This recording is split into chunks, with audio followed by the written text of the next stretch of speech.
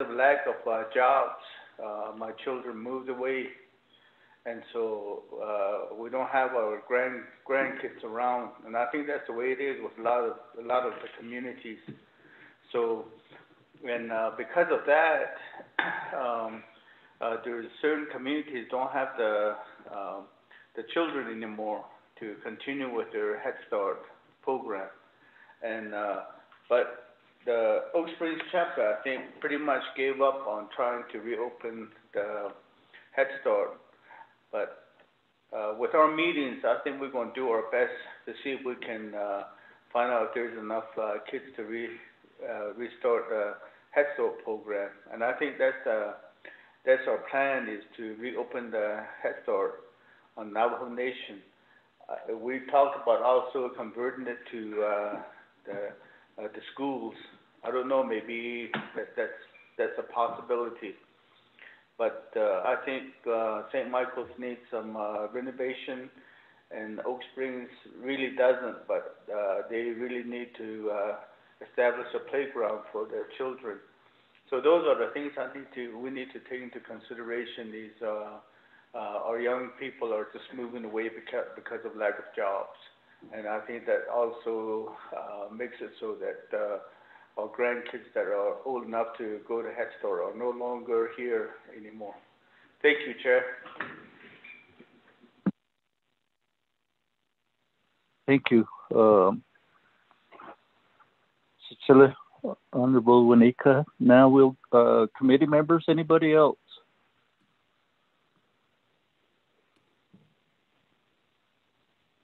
If not, then we'll proceed to Che. Honorable Edmund Yazi, you have the teleconference floor. Chair, thank you. And also to the committee members of HESI, good morning. And I'm calling from Coolidge, New Mexico. And I just want to greet everybody that's on phone too as well, or on Zoom.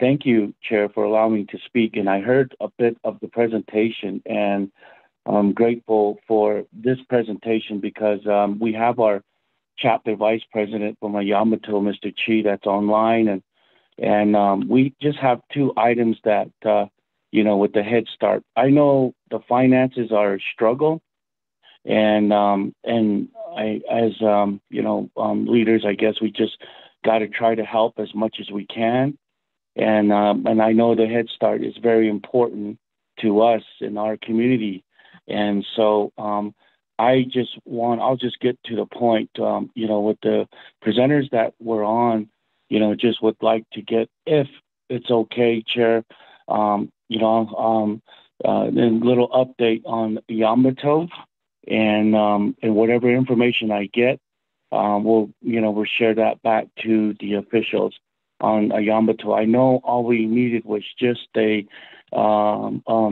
Head Start building. But that's all I wanted to ask, Chair. And when I was told that you guys were talking about this and it was on the agenda, I immediately, dropped my third cup of coffee, and I said I'll go ahead and get online.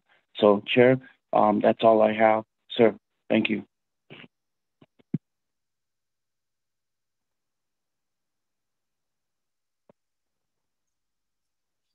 Thank you, Che.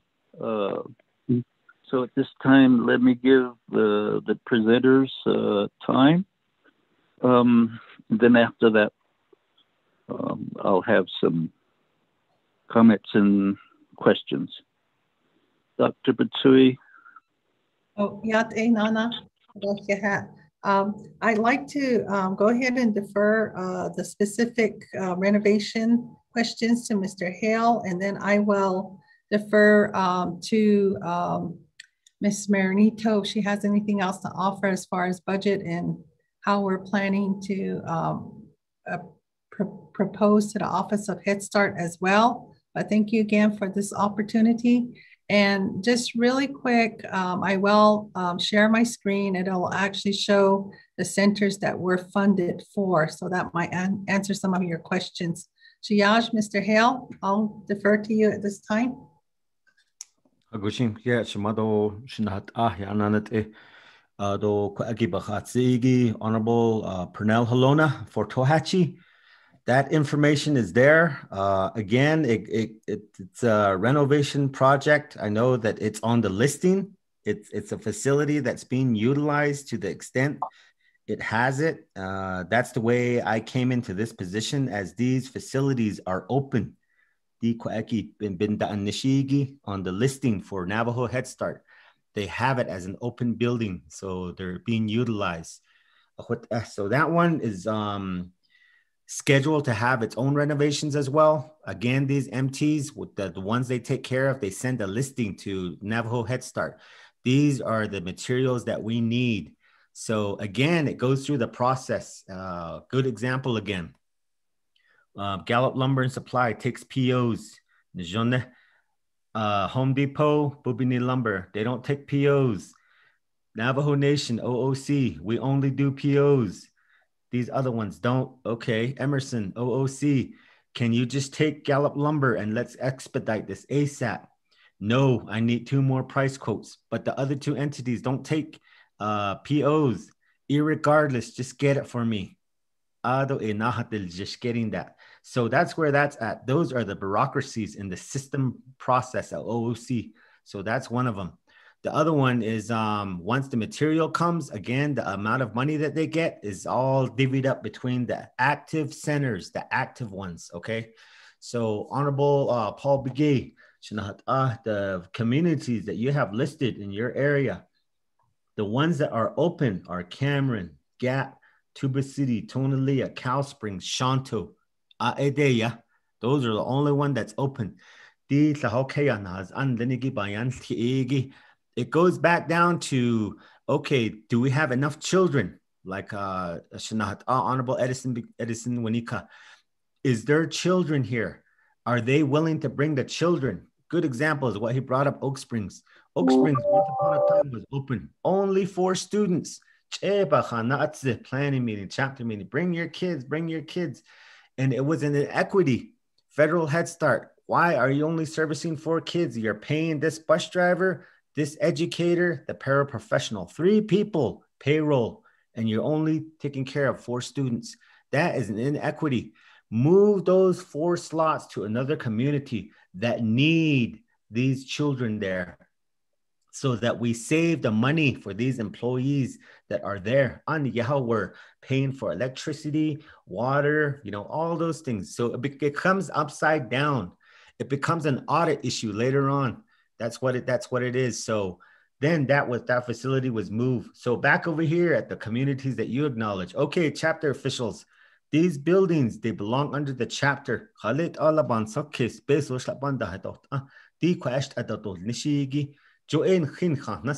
Paperwork, a title, a deed to the building, to a home. It goes back. Okay, property, do you have it? This building number. If it's the chapter, give us that information. We need to keep that. Insurance purposes, we need to fix up the building. So it starts that way.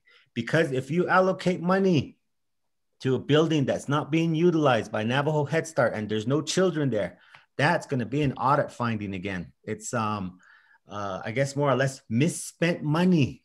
That word is always, people always look out for that. Misexpenditures. And then next thing you know, it ends up on the newspaper. So-and-so misexpended this money. That's what prevents, Renee can speak to that, Ms. Marinito. That can't be done. So a chapter, so it's a planning back on the community, the chapter officials. And that's what I explained to Edmund a couple of weeks back, for your facility in Ayambato. It's not on our listing. It's not open, okay? So the chapter has to, you have to put money into it to build the capacity of that building back up. Head Start can't pitch in any money because it's going to be an audit finding. It's not on the list to have that facility open. And if we appropriate money, it's going to be an audit finding again. So get that thing taken care of, get that building back up. And then you have to advocate from the chapter level. We want Head Start to come back. And then it goes back to that IPA. Once you bring up the IPA, the chapters, Just like now, I'm on the agenda for Whippoorwill chapter. Okay, so I gotta explain back to the chapter. Hoshtoti tokeya has the dikwa ne what they go peso sa bunch of the IPA will it has to be approved. Federal Head Start, this kid, Italia. That's why I'm here. You know, that's why I'm explaining it to you. Ado peso tenda do ne. Lashi ako o zero da do cho peso ke eten. Do peso hinch kid of nge hona shada. Kwegi ya jos dot asnal sos at hassel sos do lil. Ede igi etsik John Ledo yin has ado kujet the never Washington do hot yin has nal sos at hassel sos do lil. Kik est hit do lil. No. So it goes back over there. I need your help. We need to help each other on this IPA. Some of the chapters are more than willing. They signed their IPA and everything, but they have to include these other things. W9s. If you Abidjan IPA, you have to DOJ. It's not all of it. You need to submit your chapter resolution too. And then you have to go back to the chapter. I need a chapter resolution. Some of them are receptive. So the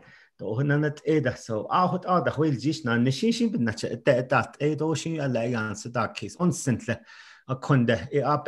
I still need this one. The new officials change over too. Good example was Upper Fruitland. We didn't know that this was going on. The chapter officials that left, they didn't leave anything. They just left. Some of the materials that they took it.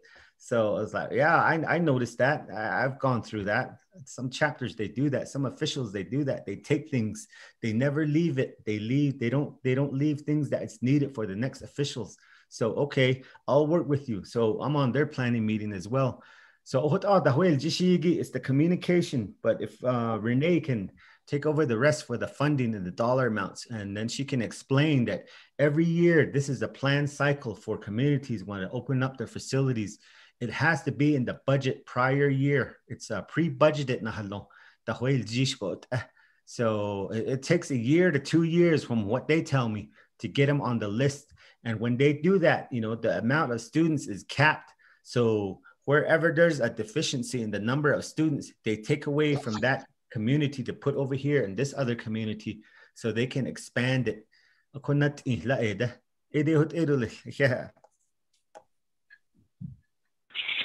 Thank you, and I, Honorable Hale.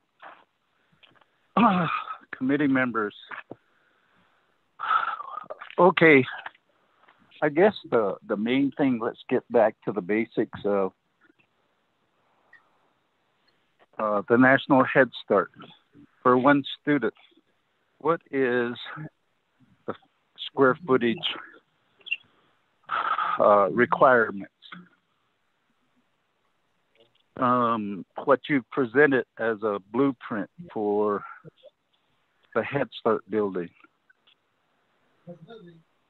does that serve 10, 15, or 20 students, that blueprint that you presented? And what is the estimated cost per square foot of these classroom buildings that you're requesting?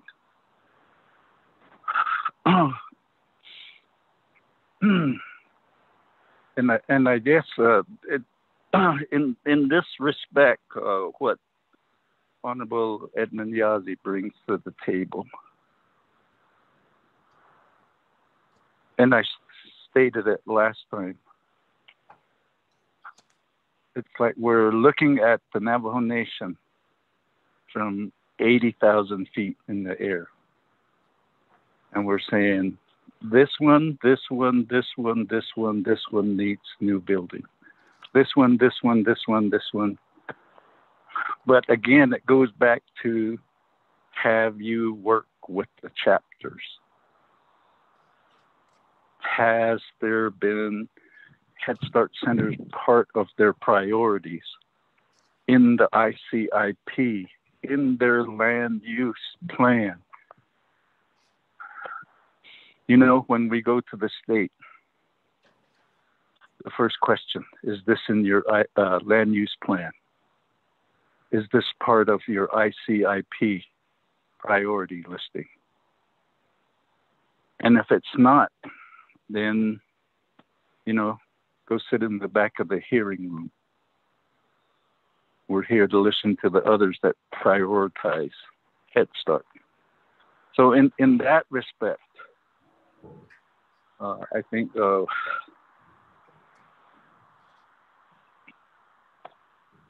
there has to be a modification in the approach for us to go forward. Again, the building blueprint that you present, it doesn't have a width and a length. And for $6 million, I can't estimate the square footage. All you have is a playground that says 1,500 square foot. So in that aspect, we really need some technical view on this particular item.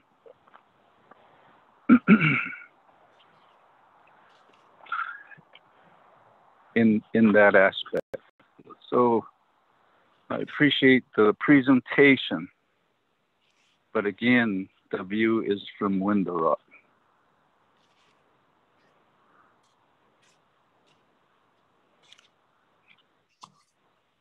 And so I'm going to turn the floor over to Tom Platero, and basically let's get the second part of the presentation going. Thank you.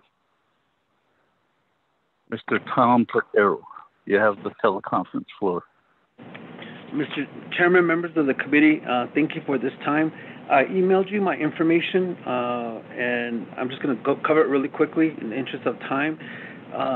One of the things, this is my 12th week with General Services, and one of the things that I'm working on is really beginning to understand the departments and programs and what our authorizations are. And so for this question, I went back to our plans of operation. The first one is HEHSCAU-29-12, which is the Facility Maintenance Department Purposes and Objectives.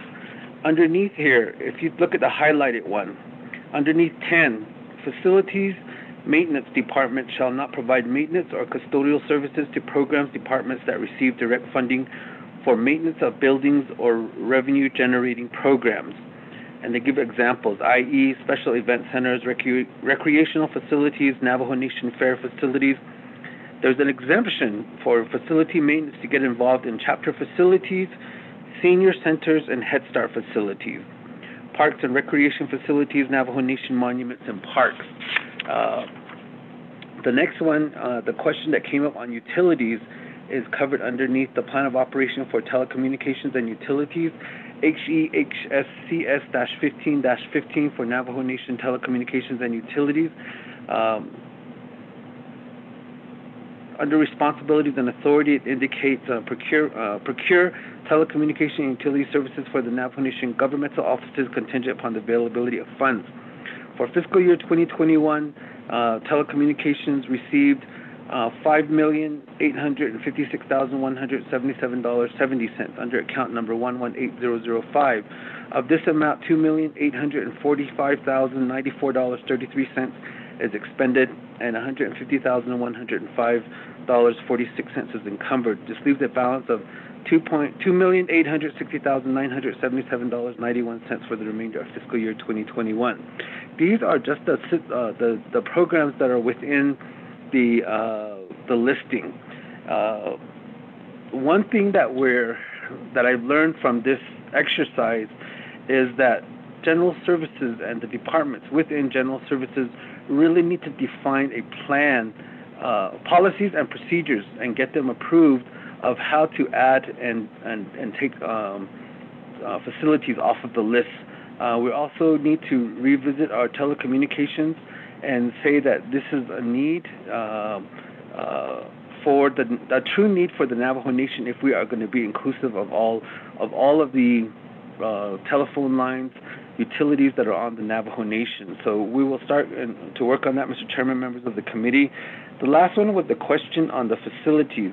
Underneath the Plan of Operation for Division of Community Development, underneath Capital Projects Management, CPMD RDCO-77-16 is the Capital Projects Management Department, and one of their functions is authorities, duties, and responsibilities. CPMD shall provide comprehensive planning, design, project construction management, seek and secure funding from the Navajo Nation, federal, state, and other agencies, comply with internal, external funding sources. There's an underneath our plans of operation, construction, planning, all of that stuff belongs underneath community development. I did email this to Pearl with community development at the time that I provided this. I also provided this to the President's office, and there's a perceived overlap of duties, but in actuality, general services doesn't come in until a facility is constructed. And so, Mr. Chairman, members of the committee, like I said before, I sent you an email listing of all the tribal buildings that are on the list, and I also sent you a listing of all of the custodial offices that are maintained. And I think we need to revisit this and see how we can make it more equitable. And I hear you when you say that this is outside of Window Rock. I appreciate Chairman So sending me the email about a facility in New Mexico where there were questions on fleet, questions on utilities, questions on maintenance, questions on repairs for appliances inside the Navajo Nation building structures. And so what we need is some time to go back, revisit all of this stuff, and make sure we have the proper language in our plans of operations so that we don't do things that we're not supposed to or are restricted by our plans of operation. And also, again, we need to develop policies and procedures. One of the questions that I asked facilities maintenance is, how do we get somebody on that list and off the list? There really is no approved policy and procedure for that. And so all of those things need to be developed. And so when you look at other governmental entities, a lot of them have a policy and procedure for everything. Very similar to the experience that I had at Office of Legislative Services when we had our performance audit conducted, where we were doing things, but it was never written down anywhere. By that same token, we need to revisit a lot of our programs and try to get all of those policies and procedures in place so there's clear direction, clear guidelines on this is what we can and cannot do. Mr. Chairman, members of the committee. Thank you, Mr. Platero. Thank you for being succinct and to the point. Appreciate that.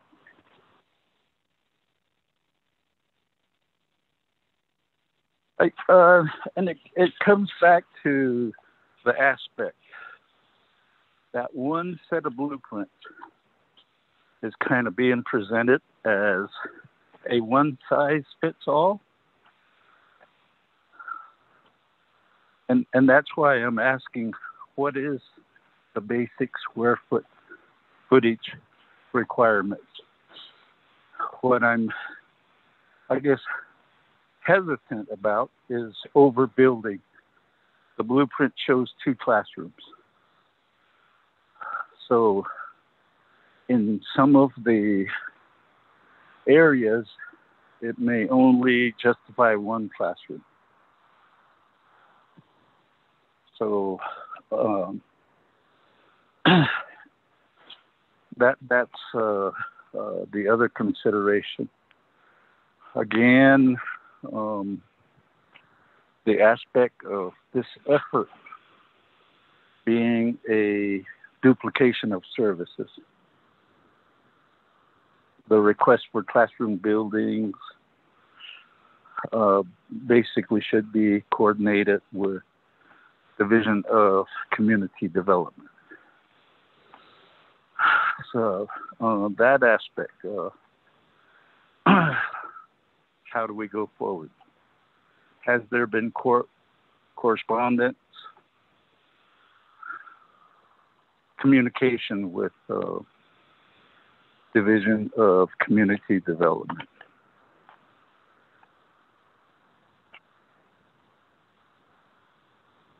Have Head Start viewed land use plans? Has Head Start seen if the 110 chapters have Head Start buildings as part of their ICIP priorities? Those are some factors that that really needs a good evaluation. And again,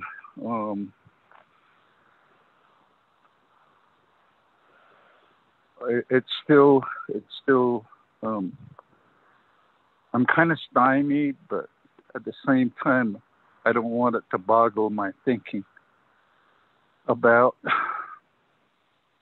you're operating 80 Head Start centers, and the previous report that you only have 7 ICIP. That's concerning. And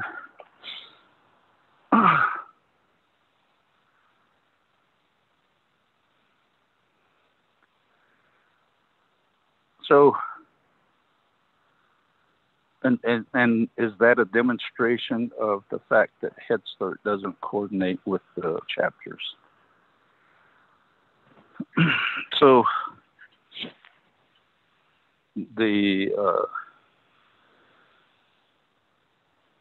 and again, what I'll do is the draft IPA MOU, both to the certified and the non-certified, I'll share. The committee will share it with the 24th Navajo Nation Council to see if the committee can help in getting the IPAs signed. That I'm sure is an item that could be a audit requirement. The other being Dr. Bitsui, can you give me an estimate of what is the square footage requirement for each student that comes into the program? And can you give us, Honorable Hale or Mr. Tom Platero, a square foot cost of construction for the blueprint that's presented? And Mr. Platero, on other buildings, perhaps you might have that particular square foot cost of construction on other buildings. I know from even the convenience stores that was presented by Navajo Oil and Gas and Economic Development, a large convenience store, $6 million. A smaller convenience store, anywhere from 2.5 to 3 million. And so in that aspect is, for me, it's,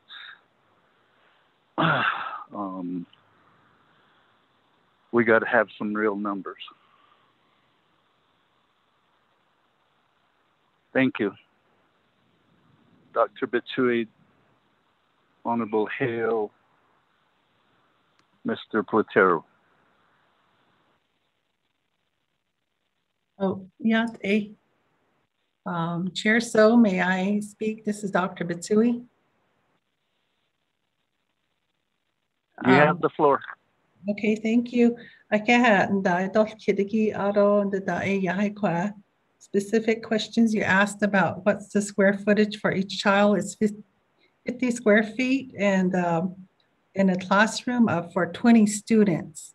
So if you divide that into the equations, we can do that. We can provide the information that you need, and then the blueprint that's provided excuse me, is of 2 classrooms. And there is a need in each community, like we said, and like we're talking about, for a classroom. And the 2 classrooms will be for the 20 students that are required and that can be calculated into our grant application. And then the other classroom can be for an early Head Start program, which is the little infants and toddlers 0 to 3 and 3 to 5. And in the literature that I provided to you last week, we did have this information included, and the program analysis and program needs, it's up on the screen, is to expand services on the Navajo Nation.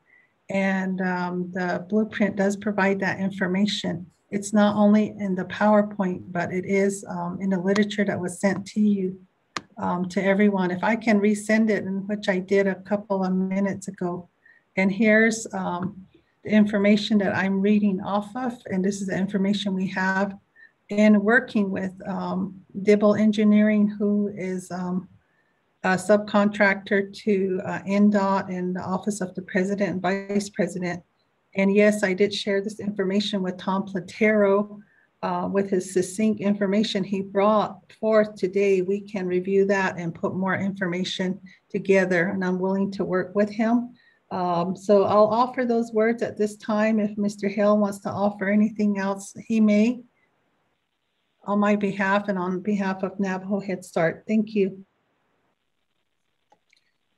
Oh, yeah, Shanat. And looking at some literature off of Office of Head Start back in 2015, there's a cost estimate in that they give, but mind you, it's from 2015. This is not the current state as in 2021. At that point in time, it was $488,703 per center, roughly $252.94 per square footage.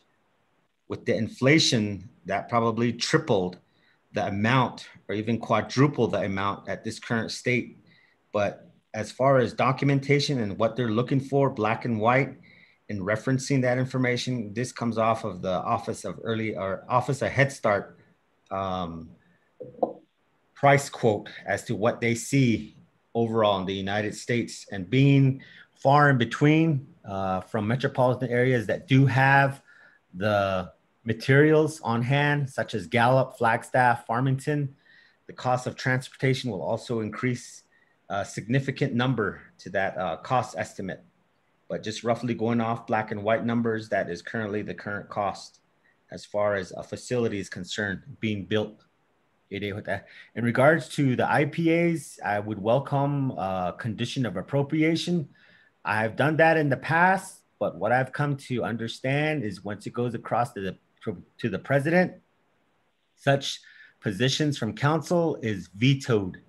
They're done away with, and he'll basically state that in his veto message, saying to leave my departments and executive branch alone in these conditions of appropriations. So it's been that way all this time. And like I said, when you acknowledge the IPA to community development, and what I've heard from some chapter officials is the Auditor General says that we should not be utilizing our own funds to help with an external funding entity. So they're referencing Head Start and they're referencing DALTEX, Department of Long-Term Care Services. Money shouldn't be going over there. That's what they're saying. So I've asked for documentation of that. In that, the chapter officials or the chapters have not disclosed that information. But that's some of the feedback I'm getting. Thank you.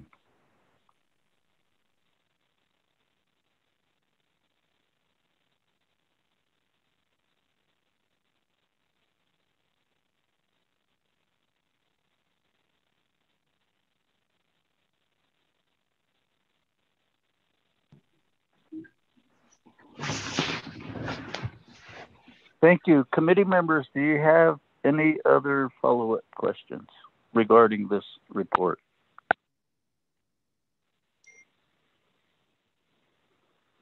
Che. Che, go ahead. Good morning, most honorable and distinguished Che. Delegate Freeland, Konya. Good morning. Tonight, Chairman Do, committee members Lafinigi. Tonight, Mr. Hale, Dr. Bitsui, good morning. Doty staff as well. I was just been listening in and wondering how, as a council or as a committee and a council, how could we help Head Start? And I shouldn't say we all have issues, and I do have issues as well, but issues at Crown Point Head Start, and it really pertains to internet and electricity. And sometimes, the program funds can only go so far, but how can we look at reviving, giving a shot in the arm to the centers such as Crown Point? It's really concerning when the electricity issue becomes a factor or internet becomes a factor. It disrupts the educational process. So, hey, I just wanted to see how we can help as a group. Thank you, Che.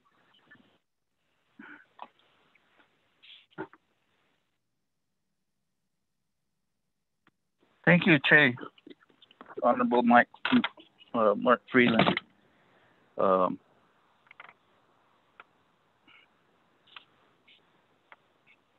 My favorite word, Starlink. That's how we can help. I said that with a smile, Che.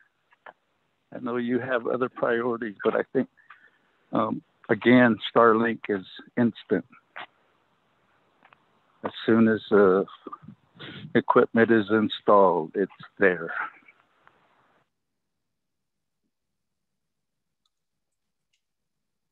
Committee members, any other questions, statements? And I realize I haven't established a motion to accept the report. Committee members? Motion, Halona. Honorable Halona, motion. Second, Delegate Begay. Thank you, Che. Second by Honorable Paul Begay. Committee members?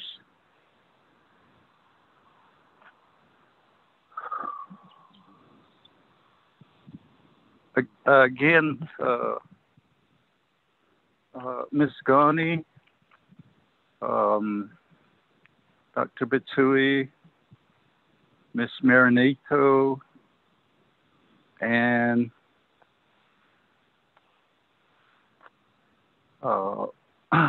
Mr. Tom Platero.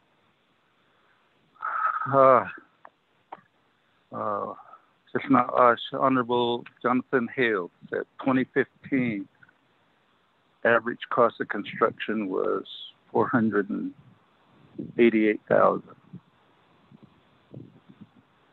Even at 10 times that amount, that's 4.8 million. So the 6 million that's basically the one size fits all is a little concerning. And so I request Department of Head Start, Honorable Hale, and Tom Platero to meet with, even if it's a project manager from Division of Community Development, to present a real cost of construction.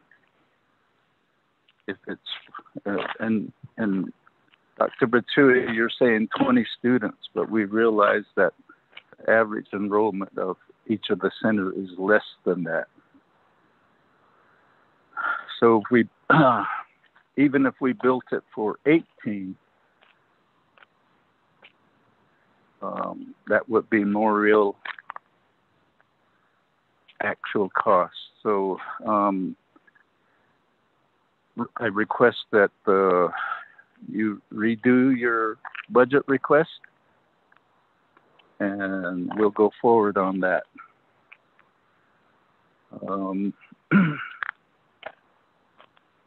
Committee members, any other items you would like to include in accepting this report?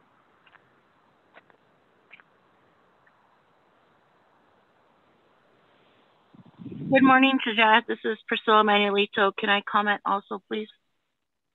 Go ahead, Shiaz. Yeah, been to Sajad, members of the HESI committee, and also heard a couple of my council delegates in my area. Good morning to you all, and also to our staff from HESI, our assistant superintendent. Our staff from Doty and our assistant superintendent, for providing this report. And I know there's a lot of work that's involved in meeting with different entities that you guys have indicated. And it'll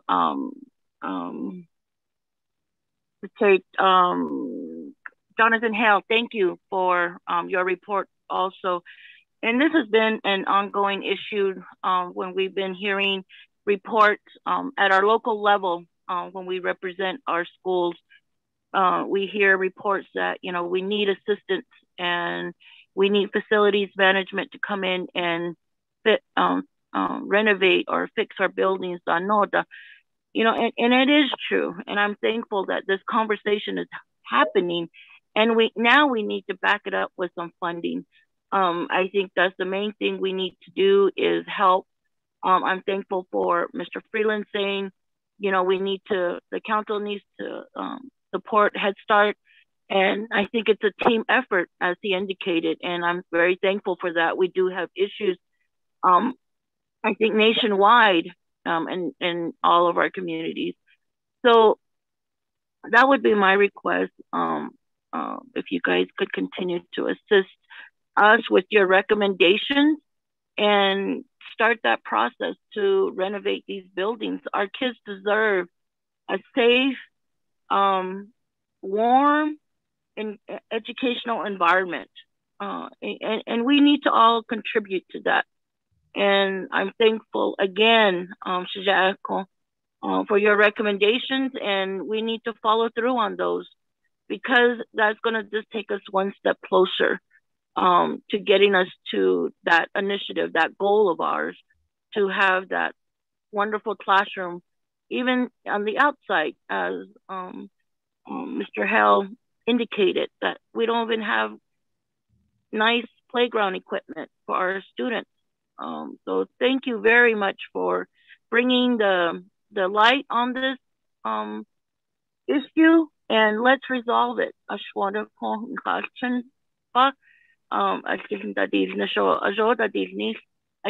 Thank you.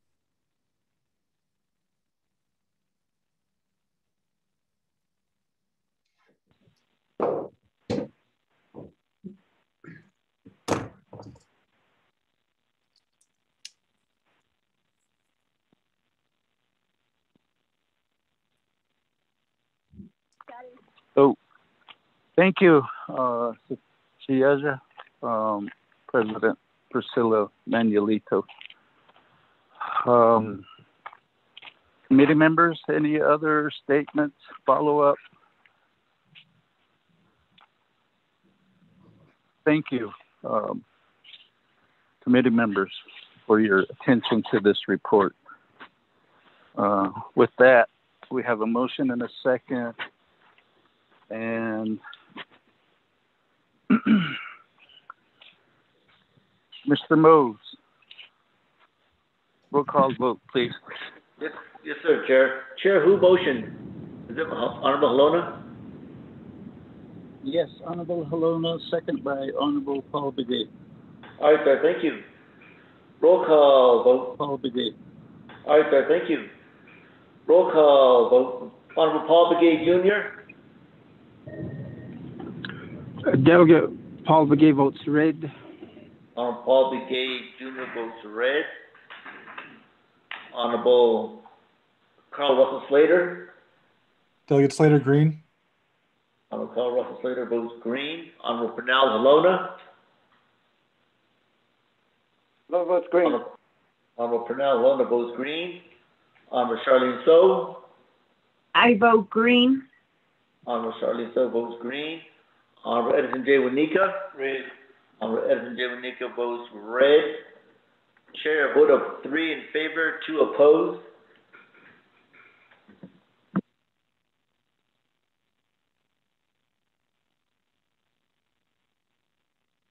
Thank you, committee members. Let the records show that there's a vote of 3 in favor, 2 opposed, the chair not voting. And I do recognize the red votes. And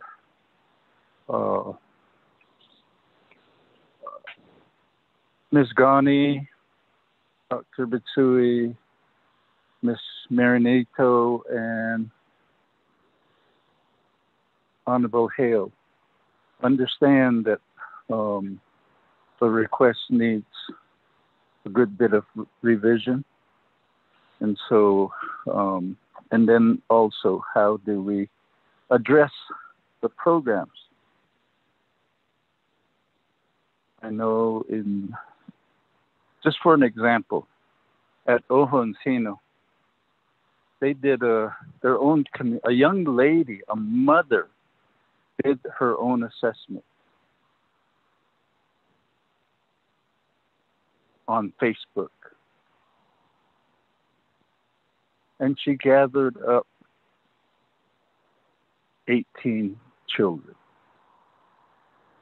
And when Head Start said, we don't have any additional funds, open up Ojo Encino, the chapter entered into an intergovernmental agreement. They are a certified chapter with the Cuba Independent School District. And because the Cuba Independent School District has state funding for a special program, indigenous education, that aspect of Navajo culture and language is still in the classroom. And it was a Head Start building that, when I was a chapter manager, we built in and it dates me, 1984, 85. And that building is still usable. It still meets state standards in this case. So again, those aspects of how do you value education in your community. The young folks did it on their own, and it was an on-the-ground effort. So please work with the chapters. Thank you. So we'll go to item 5B regarding the report from Division of Social Services.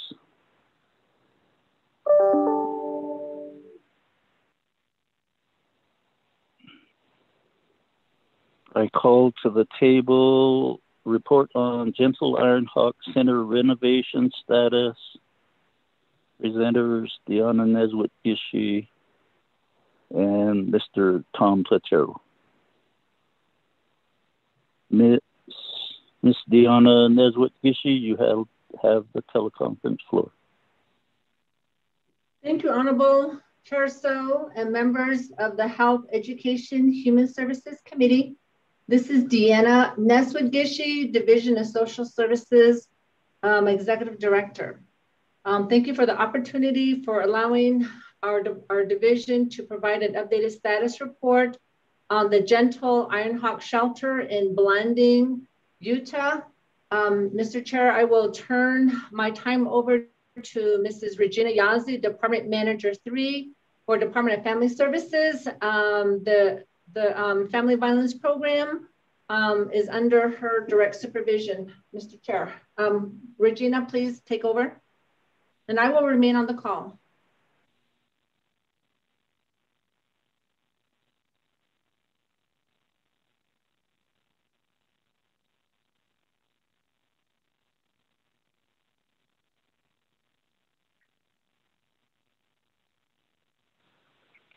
Ms. Yazzie, you have the floor, teleconference floor.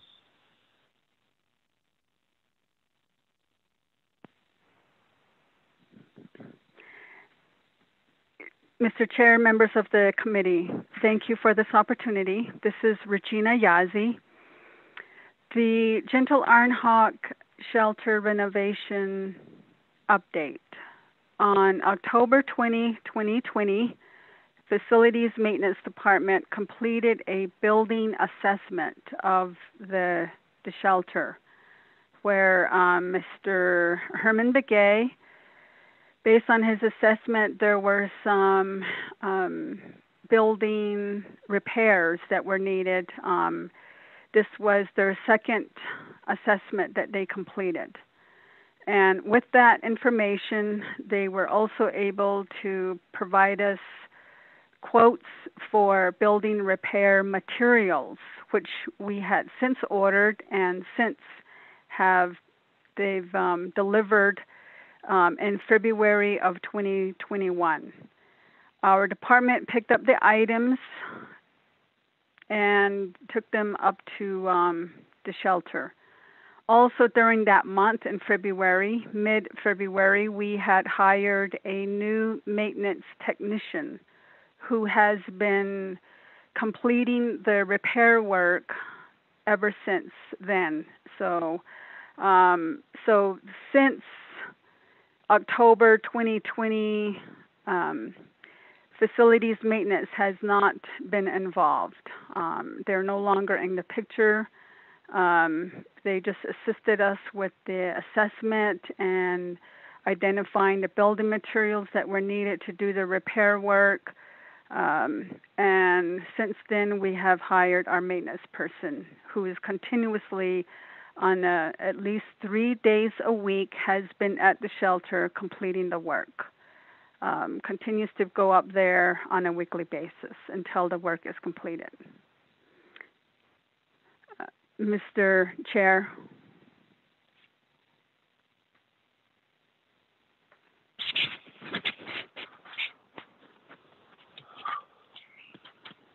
Mr. Tom Platero, you're also listed as a presenter on the report.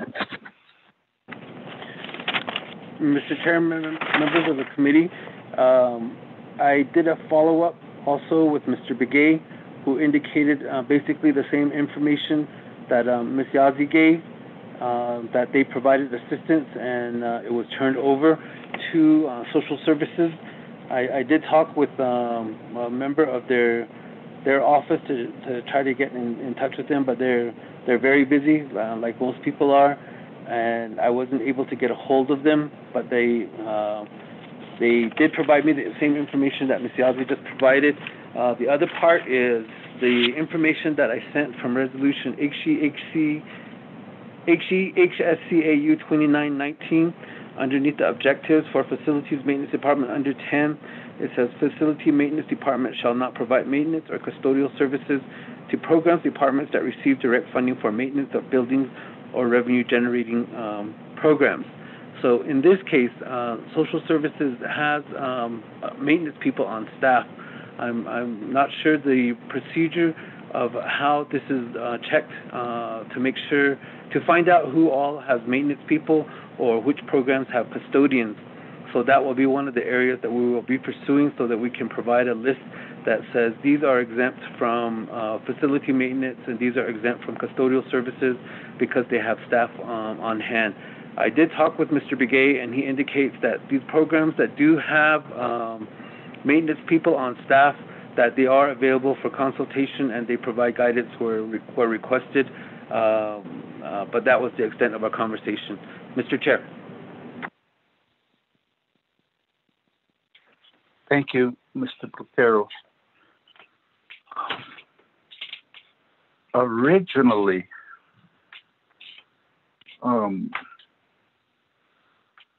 the perception was given that it would be renovation.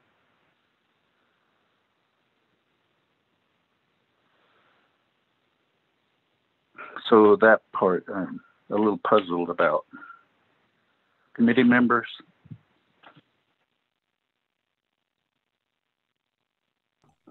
Chair, this is Delegate Slater.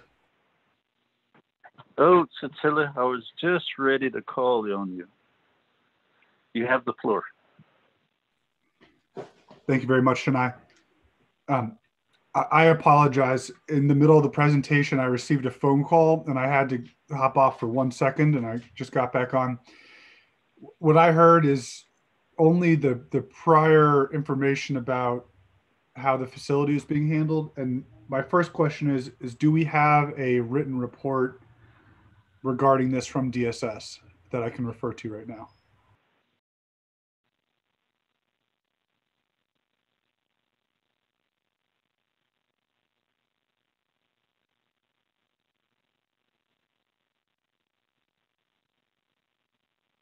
Ms. Regina Yazzie?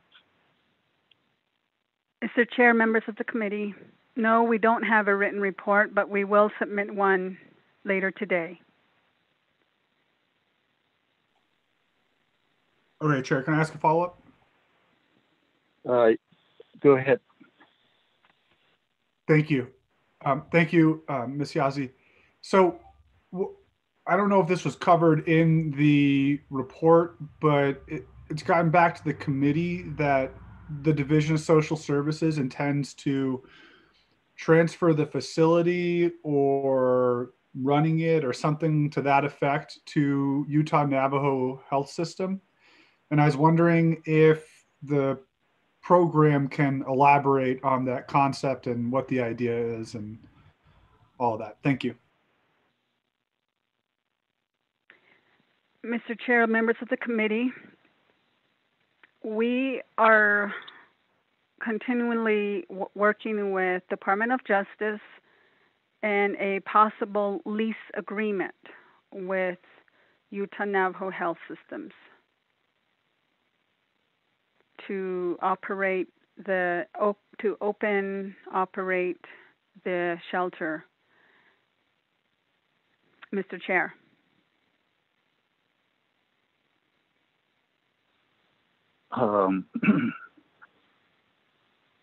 Honorable Slater, do you have follow-up?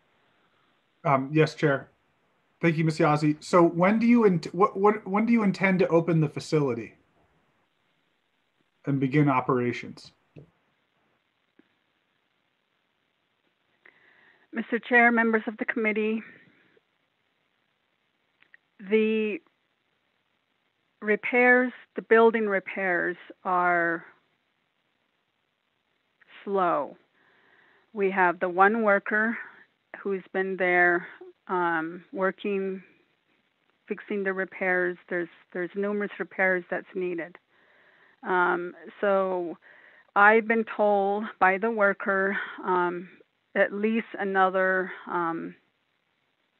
Well, actually, I didn't get a date or a timeline, but we are looking at continuing those repairs, which is about halfway done. The whole front area was completed. Now moving toward the back of those rooms, toward the back of the building. That's where the worker is at now. And we could be looking at another 90 days in terms of the repair work, and also depending on the lease agreement itself moving forward, we could be getting a status of a commitment moving forward in the next 30 days on that as well. But in terms of our moving forward, in terms of the program moving forward in opening the shelter, it's very difficult to say at this time. However, it's really based on the repair work and also getting the all the logistics of vehicles and the needed items for the building to open, such as food and supplies in place. That is going to take some time as well. But it's really been contingent on the building repair work itself. Mr. Chair.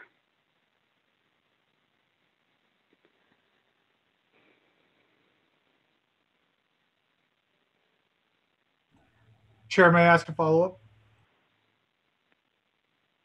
Yes, you can. Honorable Slater, you have the floor. Thank you very much. Ms. Yazzie, do you have an idea of how the funding is going to work in this arrangement? And then I guess there's a lot of questions related to that and like grants management that I have, and what would make sense. Is there a way to designate them as a tribal organization for the purposes of receiving and administering grants? How exactly all of that's going to work, whether that's something we want to do. And then second, from your perspective, what do you think is the best way to communicate with the committee on this topic and this endeavor? Because this is kind of a big deal. I'll say that right now.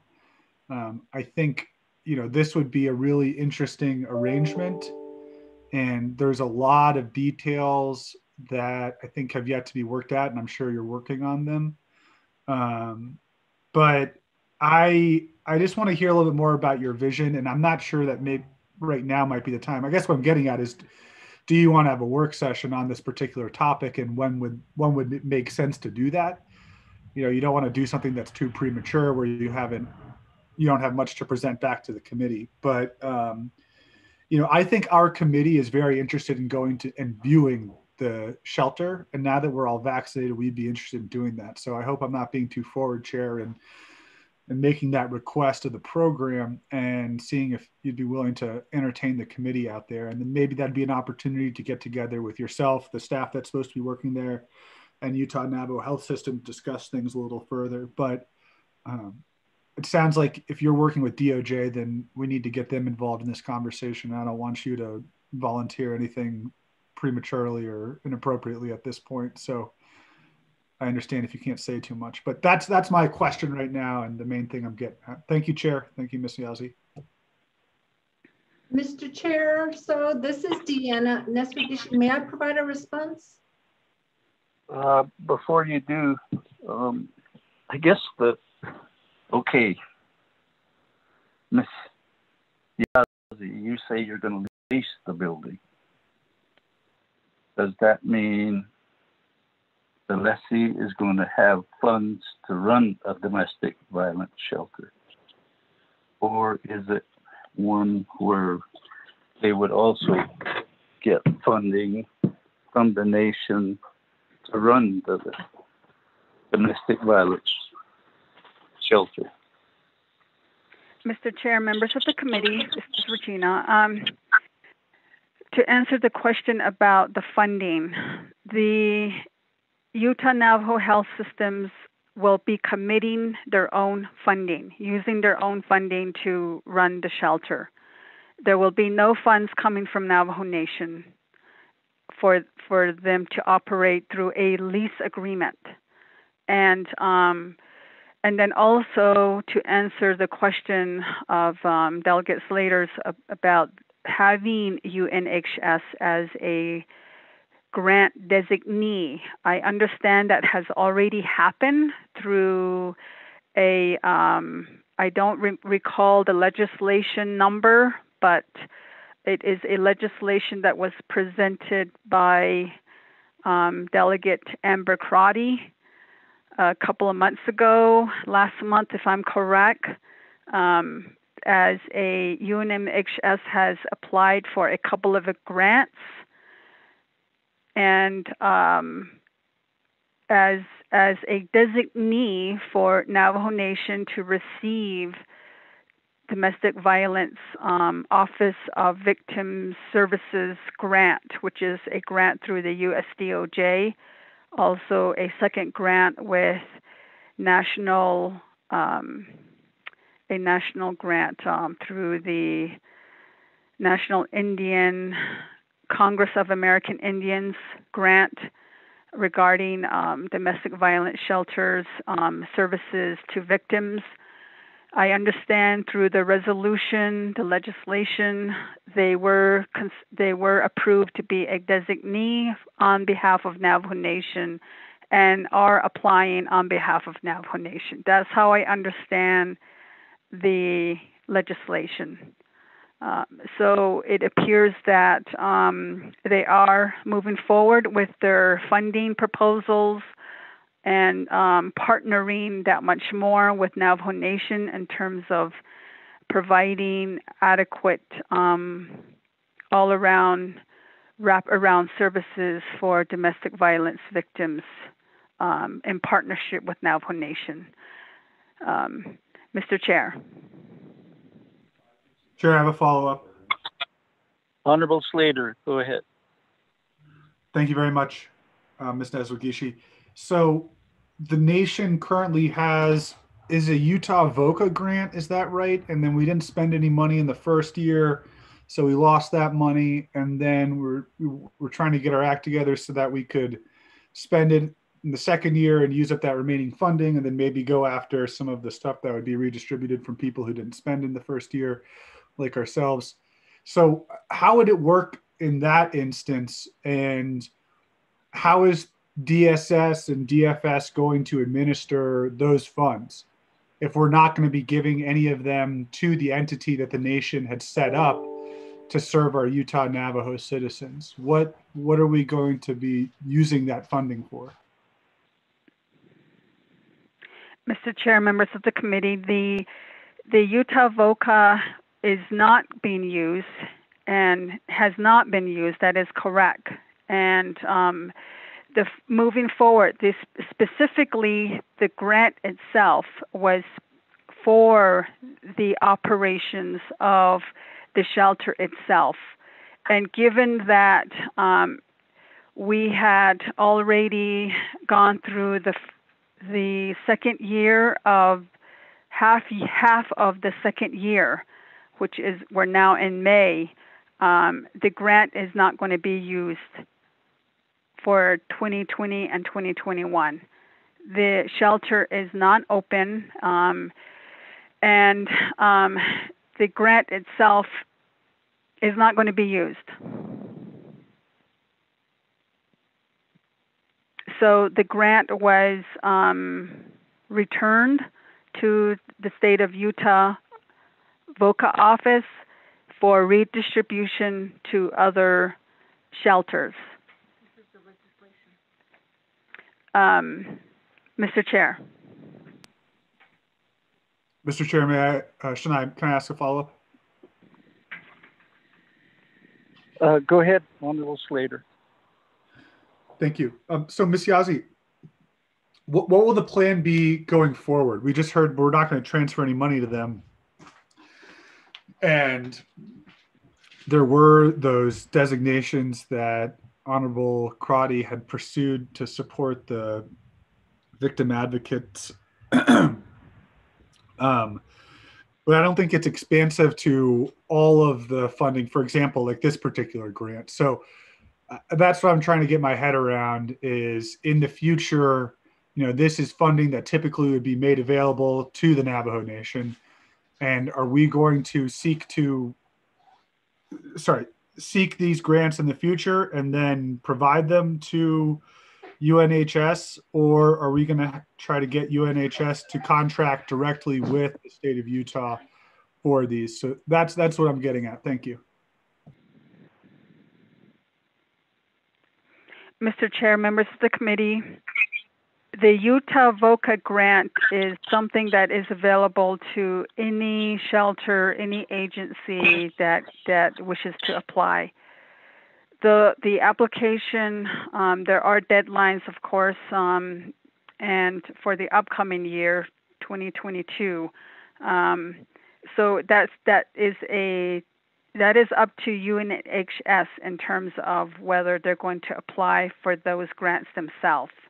But for Navajo Nation, again, as I stated, it was specifically for the operation of GIS, and that is not going to happen at this time.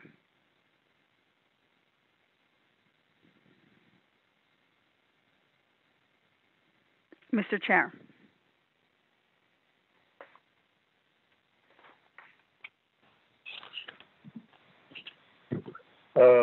Honorable Slater, do you have follow-up? No, that's it, Chair. I just have a question for you, and that is, can you contemplate a time that we could go and visit the facility? And I'm just interested in seeing it with my own eyes and trying to get a better picture of things. Thank you. Chair Wanika. Go ahead. Thank you, Honorable Slater.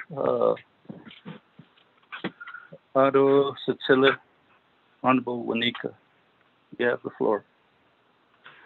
Thank you, Chair and members of the committee. I don't want to presenter. It's really we talked about ensuring that there be a timeline for a lot of these projects. And when there's construction, there's always a timeline. In the repairs are just slow, I know, because of manpower. And for that reason, there's no timeline. Out of the lease agreement, let's say that the facility was going to be open next week. As far as the funding, would that be available and would the lease be completed if there was a timeline by that time? It'll thousand and I agree with Honorable Slater. Even though it seems like that's not our responsibility. I agree with him. I think we should check on the project ourselves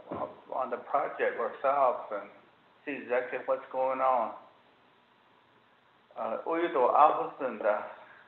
don't know if Ms. Yazi has been up there 2 or 3 times. When there's something that needs to be done, as a manager, you need to be on top of these things. I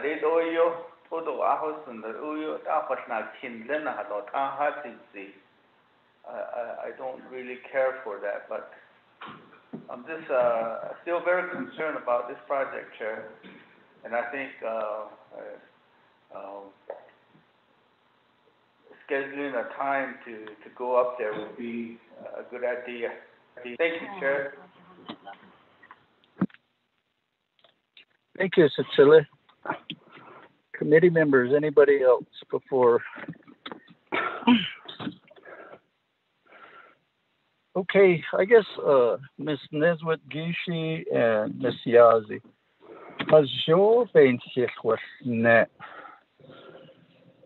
Oh, our plans changed. We're no longer capable of operating the domestic violence shelter.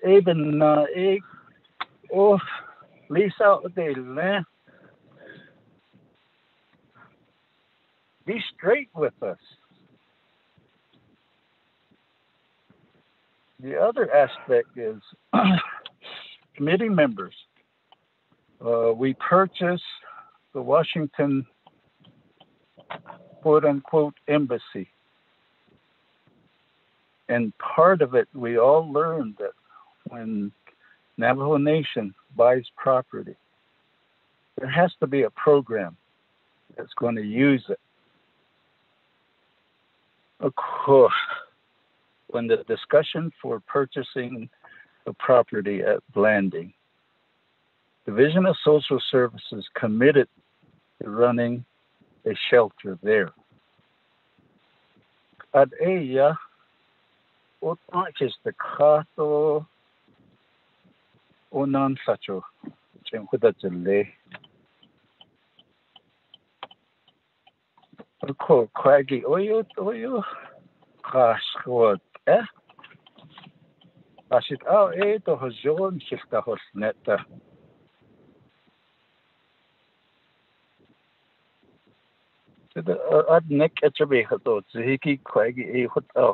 I'm concerned though.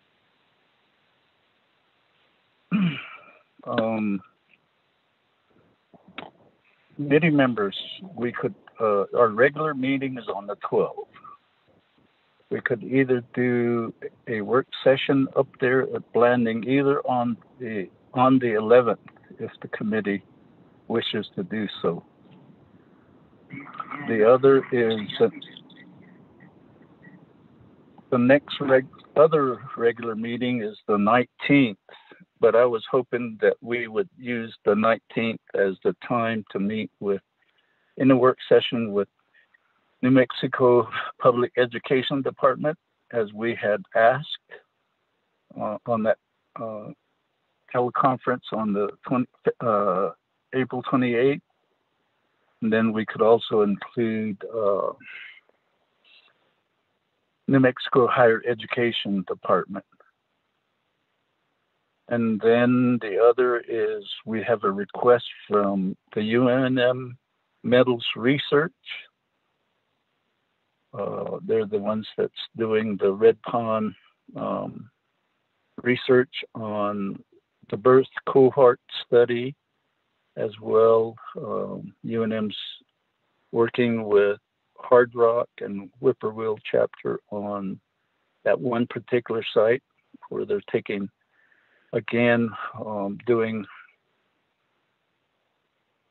a research study approved by Navajo Nation Human Research Review Board. So they're wanting to do a presentation and to further their study. So those are some items maybe on the 19th and 20th, or the 18th and the 19th. Hess would go to Santa Fe and Albuquerque for a work session. But on either the 11th or the 12th. The 12th is a regular meeting.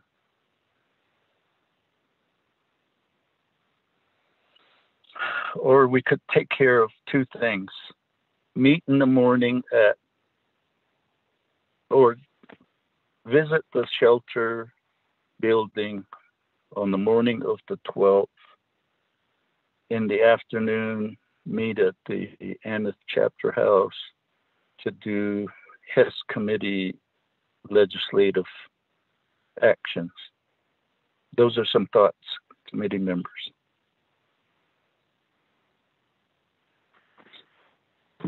Chair Wanika? Oh, Cecilia, go ahead. Yeah, Chair, my recommendation will be to have the work session on the 11th because of the distance. Because if we take care of a few items, sometimes it goes pretty late. Driving back late at night, I don't think it's a good idea for our staff and for ourselves. So I would recommend that we just go ahead and have the work session, go to the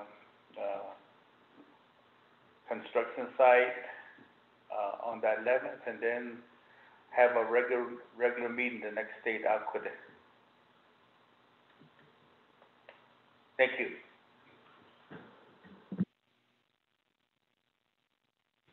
Thank you, Cecilia.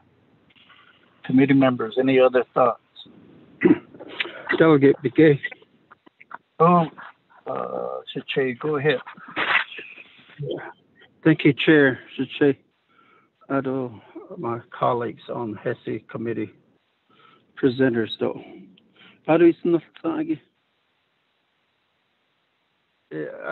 just have this very uneasy feeling when a person is very well prepared to answer questions. I feel the hesitancy in the questions being answered.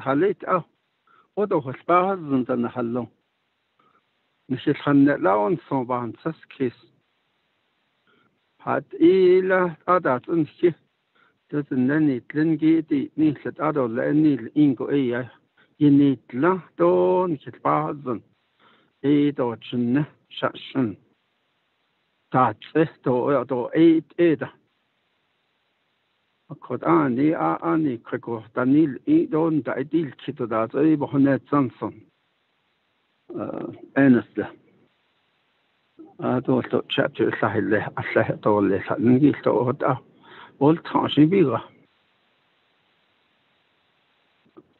hot at all shouldn't the kodo we need shelter kodot o hat da shouldn't that do nsto nisido kodan handa do the dishniln send oba because we're having a hard time trying to work on this one center to be operable, to put in place. I hate to be proposing another site over here because so all over the Navajo Nation, we need shelters like this.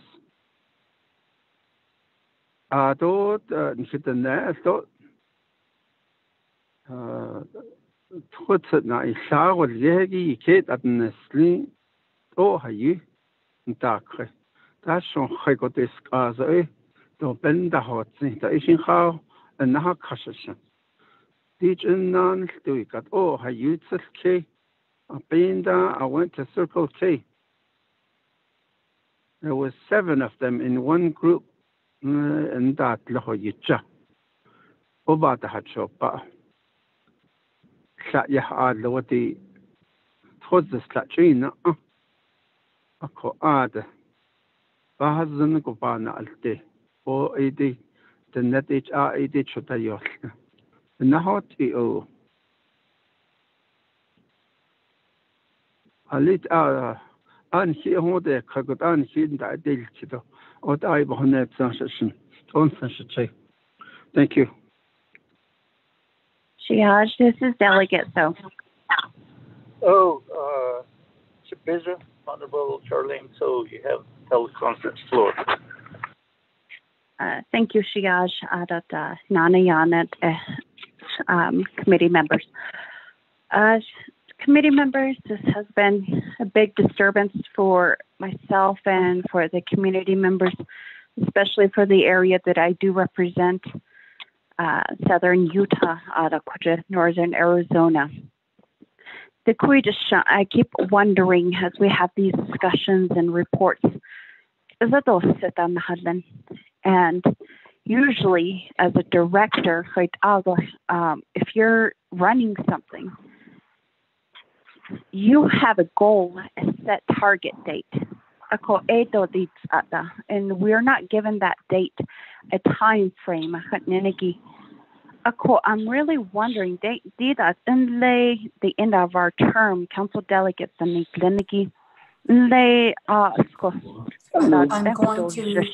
we're not going to be 1645 Moki. And so right now, as we have this work session, I would really like to hear a time frame from the department, from Ms. Yazzie. We have, just as Maja stated, we have many that are abusing alcohol, especially during this pandemic. The substance abuse has increased significantly. And right now, I just don't have an answer to my chapters. When is it going to open? adult Sakuja advocates than Glenyan Le Utah State Beijing. They're asking and we have Utah tribal leader meetings. I sit with other tribal leaders, lay Ute tribes that Enigi Shoshone.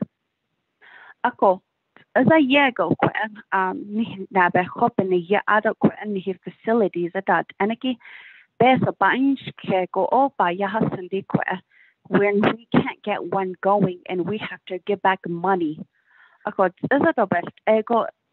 I support May 11th in getting this work session done. And again, I would really like to see a time frame from the department, from Ms. Yazzie, a target date.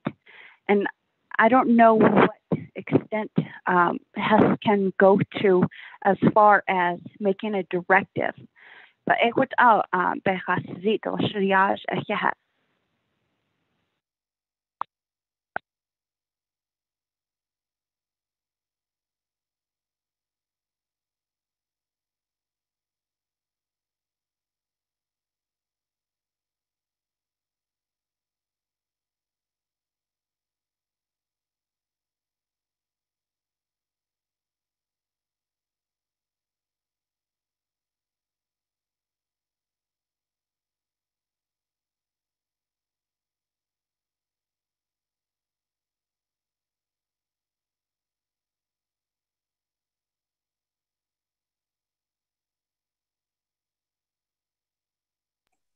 Chair, I don't know if you need to unmute yourself, but we can't hear anything right now.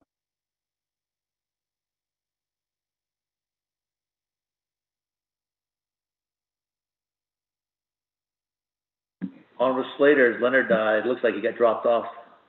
I don't see him on the screen. Okay.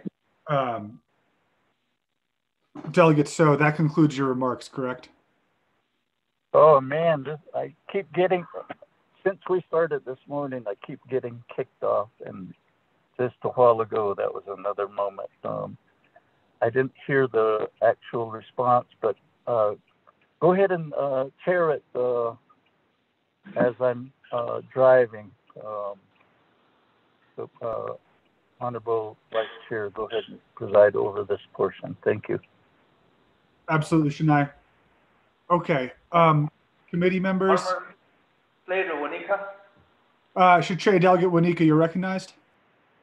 Thank you, Honorable Slater and members of the committee. I'm really concerned about this project, but I'm also concerned about the management. We had a meeting with the President's office one time in regards to the division and also the program manager.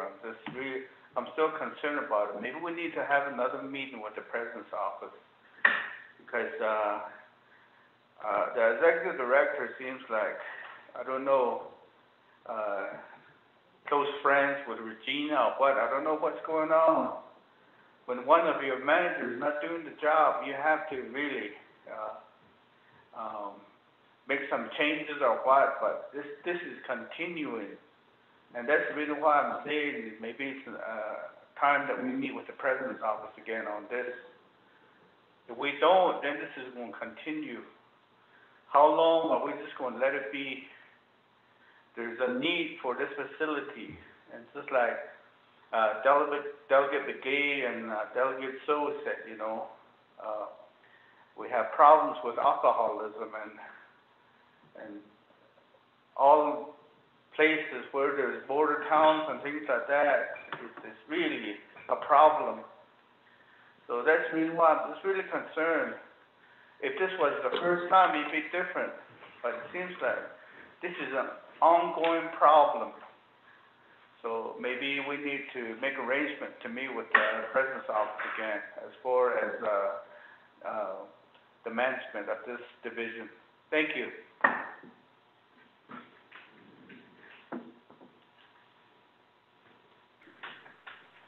Thank you, Delegate Wanika. Leonard, do you think you could mute the BNF conference line if it's unmuted? Okay, thank you. Committee members, are there any further comments right now? Okay, so I think we had a proposal for May 11th, and I'm trying to pull up my calendar right now. So if we go to next week, okay,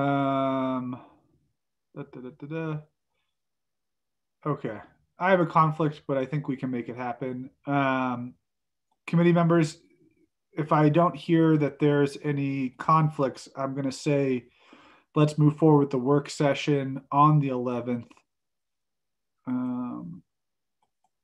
Back to the program, Ms. Yazzie and Ms. Neswood-Gishi, will you be available to meet at Gentle Iron Hawk Shelter on Tuesday, May 11th?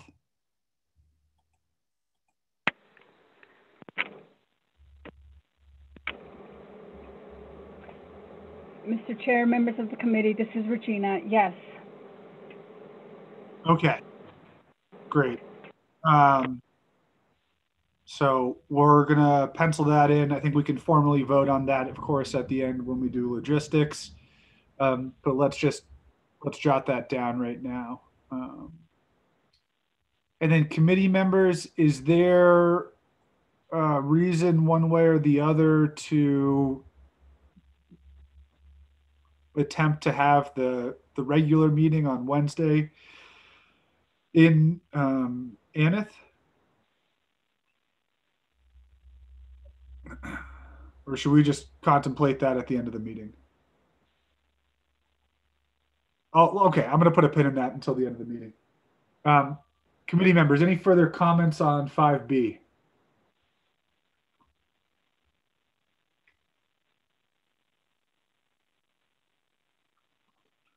Okay, not hearing any. I'll offer a couple comments and then we'll go to the vote.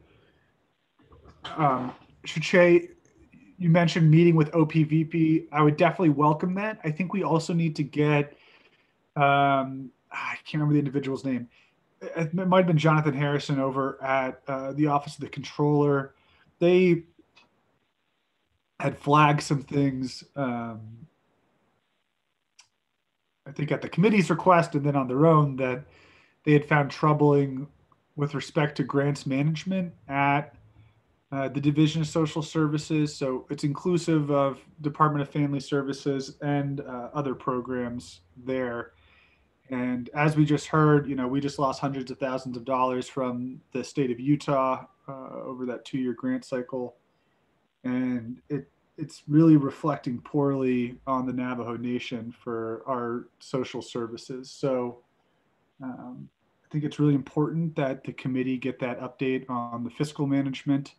And, we can't perform any actual executive branch functions, but I think we can keep highlighting these issues and hope that change does come, and always make ourselves available for any sort of policy changes that may make things easier.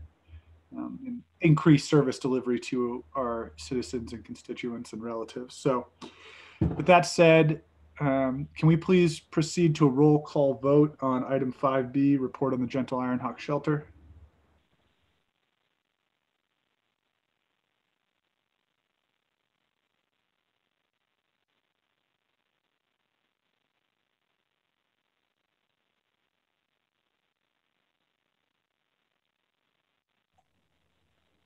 Is it Mr. Rico or Mr. Mose, or who is, or Ms. Cook, who's performing the vote functions right now? Because if you're speaking, we can't hear you.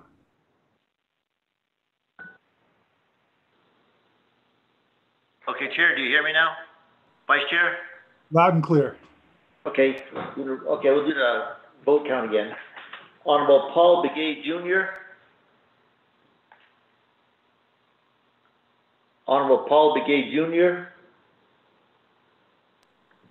Honorable Pernell Halona. Vote green.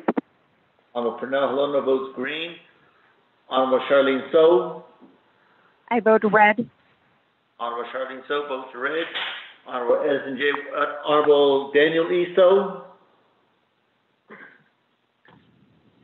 Honorable Daniel E. So. Honorable Edison J. Winika. Red. Honorable Edison J. Winika votes red. Honorable Paul Begay Jr. Delegate Paul Begay votes red. Honorable Paul Begay Jr. votes red.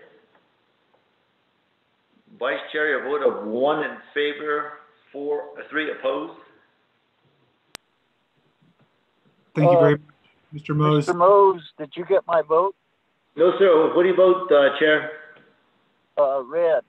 I was on mute. Okay. Honorable Daniel Lee So votes red. Vice Chair, a vote of 1 in favor, 0 opposed. We need a motion and a second for that one, Vice Chair. Oh, we didn't get that? Okay. Well, you know what? We'll scratch that vote. Thank you very much. Committee members, the chair pro tem will entertain a motion and a second to accept. We have a motion from Chanel Paul Begay. Do we have a second? Thank you, Juanita. Thank you, Shache. So we have a motion from Delegate Begay, a second from Delegate Winika. Delegate Begay, how do you vote? Green. Oh. Delegate So, Chair So, how do you vote? Red. And Delegate Charlene So, how do you vote?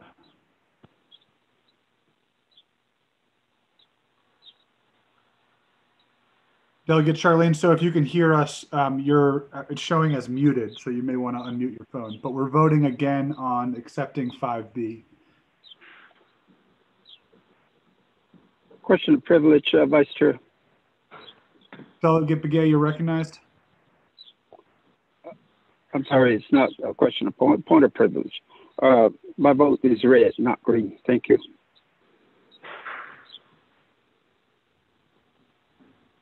Okay. So from the top, Delegate Begay votes red. Delegate Charlene So, how do you vote? Sir, what are we voting on again? I apologize. I was trying to get back on. Okay, my apologies. I failed to recognize a motion and a second to accept the Gentle Ironhawk Shelter report. And we're now voting on that again now that we've established the motion and the second. So it's a repeat of the last vote. Okay, understood. I vote red. Okay, Delegate Charlene So votes red. Chair Daniel So, do you maintain your vote of red?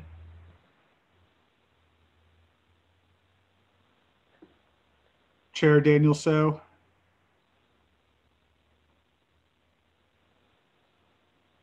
Delegate Winika. Red. And Delegate Halona.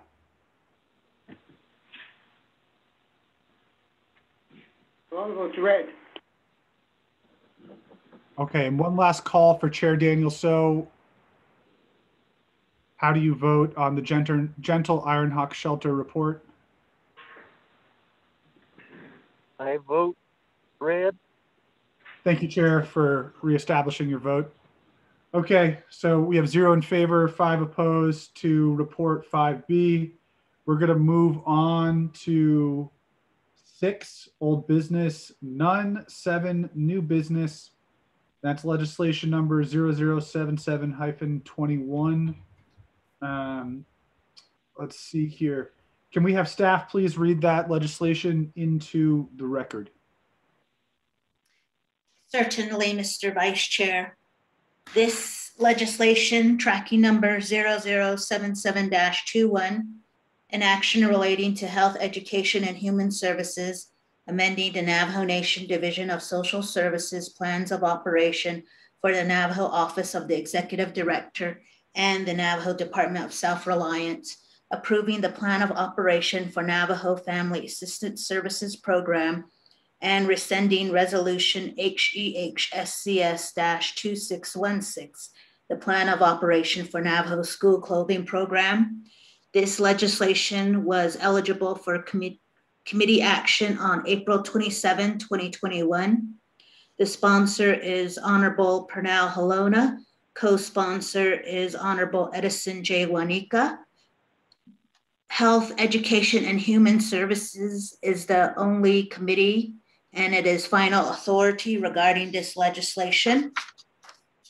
There are 5 exhibits that are attached to this legislation, and there have been no comments on the Internet Public Review summary sheet. The legislation has been electronically read into the file. Mr. Chair.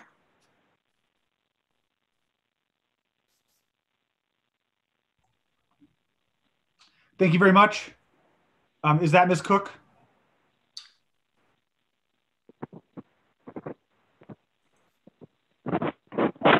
Yeah, FYI, it looks like your phone is unmuted. But committee members, do we have a motion to consider legislation 7721?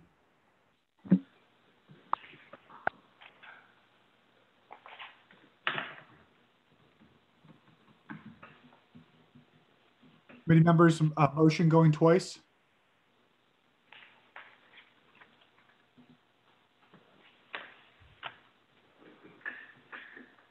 Committee members, a motion going 3 times?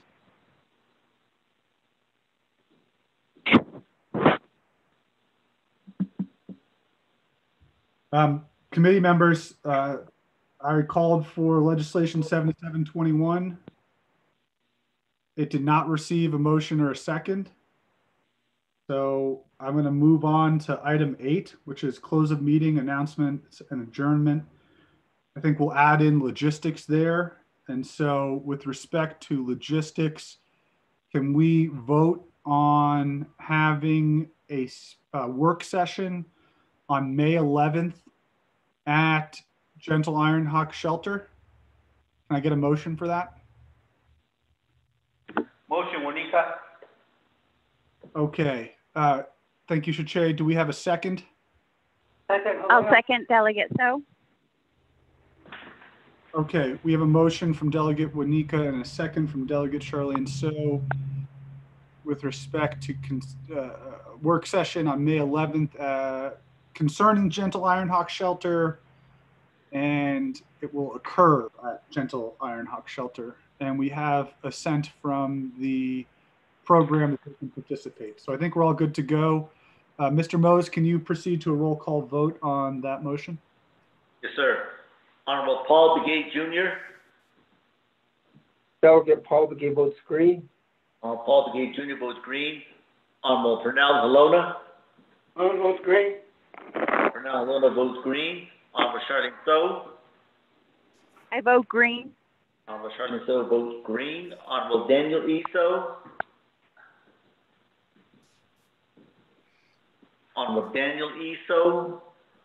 Honorable Edison J. Wanika. Green. Honorable Edison J. Wanika votes green. Honorable Daniel E. So. I vote green. Honorable Daniel E. So votes green. Vice Chair, a vote of 5 in favor, 0 opposed. And this will be at 10 o'clock, correct, sir? Committee members, is there any reason not to do 10 o'clock? I think, you know, people are probably gonna be driving up that day, so I don't think we want to go any earlier, but that's just my opinion. Folks have other thoughts? 10 o'clock is fine. Yeah, that 10 works o'clock for is me. fine. Yes, we're 10 o'clock.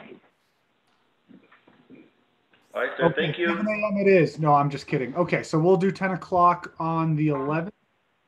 And then committee members tomorrow, since we all love hanging out together, we have another special meeting.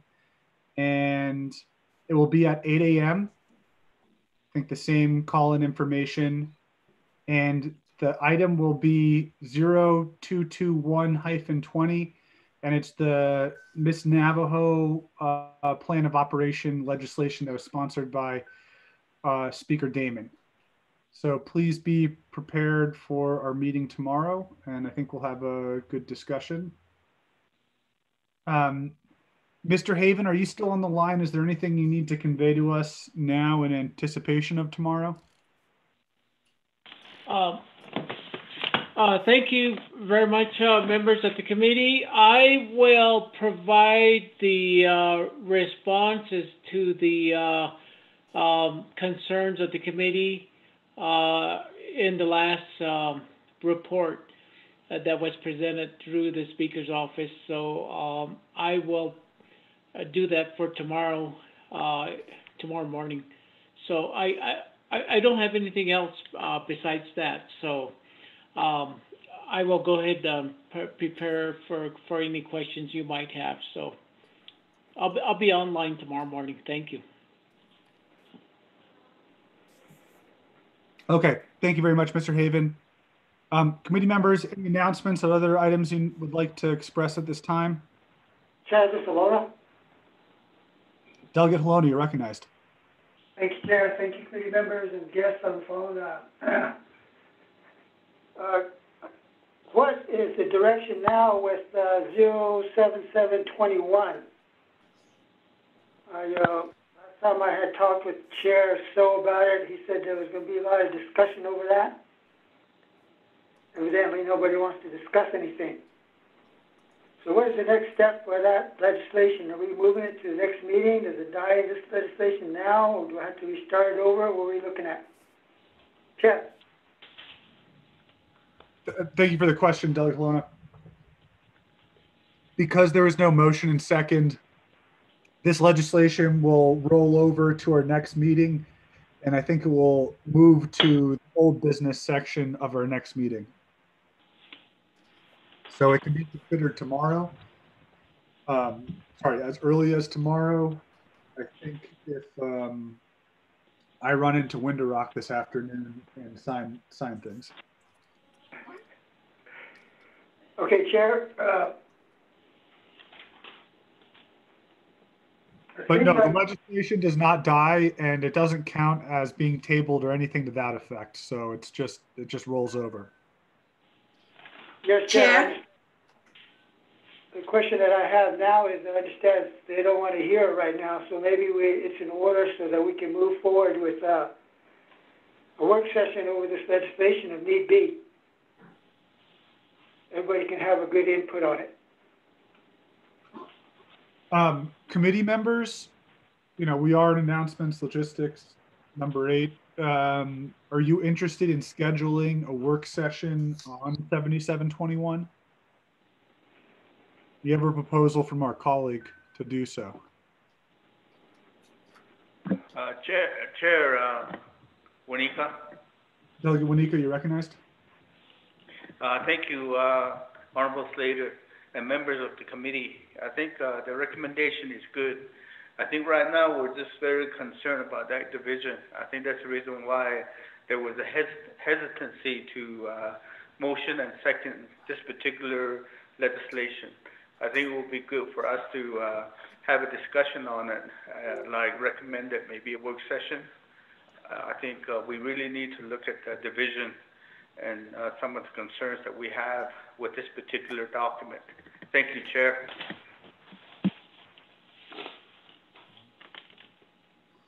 Okay, committee members, with that said, I'm trying to pull up my calendar here.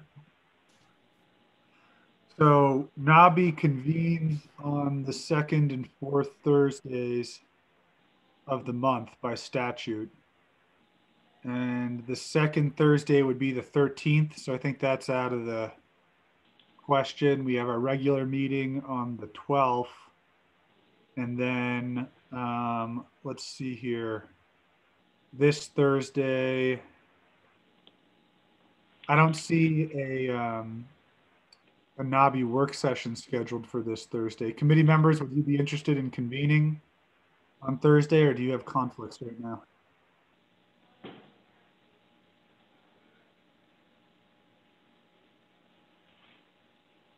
Or Friday? I mean, or is this too soon? If we could, Honorable Slater, yes, we could do 8 to noon on Thursday, May 6th. 8 to noon, Thursday, May 6th. Committee members, do you have a second to that motion? I got $10. Stuff like this. Then I just put them together and the Sunday other day. Colleagues,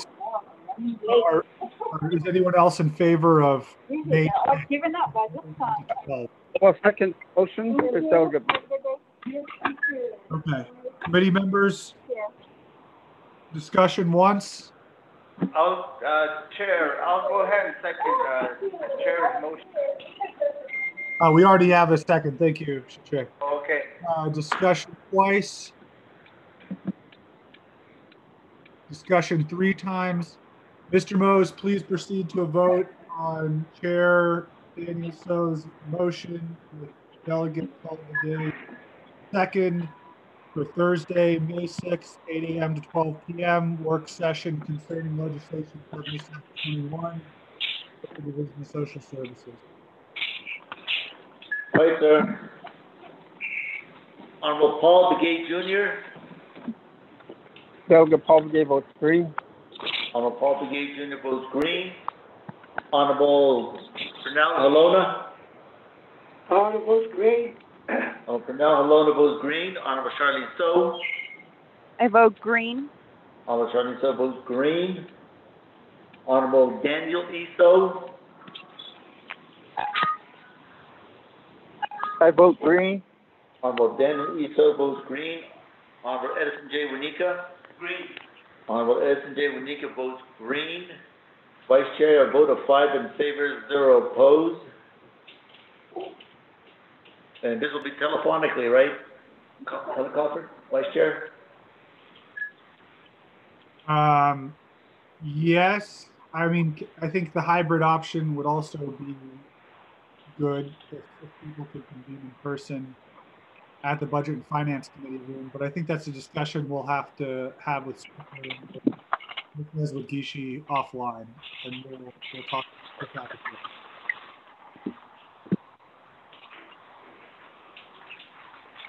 Okay, committee members, do we have any other discussion items? Vice Chair, this is Leonard again. You guys mentioned something about a regular meeting in Annis on the 12th. I don't know if that's still a go or no go. Oh, yeah. Committee members, do you want to talk about that now? We could always talk about it tomorrow. I know people had some things going on around the clock today that they may need to attend to. Let's talk about it tomorrow, this Winika.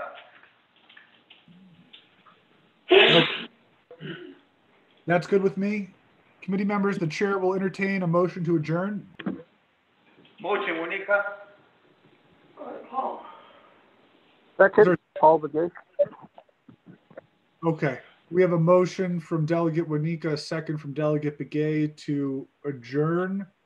Discussion going once. I guess there's no discussion. Mr. Mose, can you proceed to a vote, please? Yes, sir. Honorable Paul Begay Jr. Green. Honorable Paul Begay Jr. votes green. Honorable Pernell Halona. Green. Honorable Pernell Halona votes green. Honorable Charlene So. Green. Honorable Charlene So votes green. Honorable Daniel E. So. I vote green. Honorable Daniel E. So votes green. Honorable Edison J. Winika. Green. Honorable Edison J. Winika votes green. Vice Chair, a vote of 5 in favor, 0 opposed. Adjourned at 11:07 a.m. Thank you very much, Mr. Mose.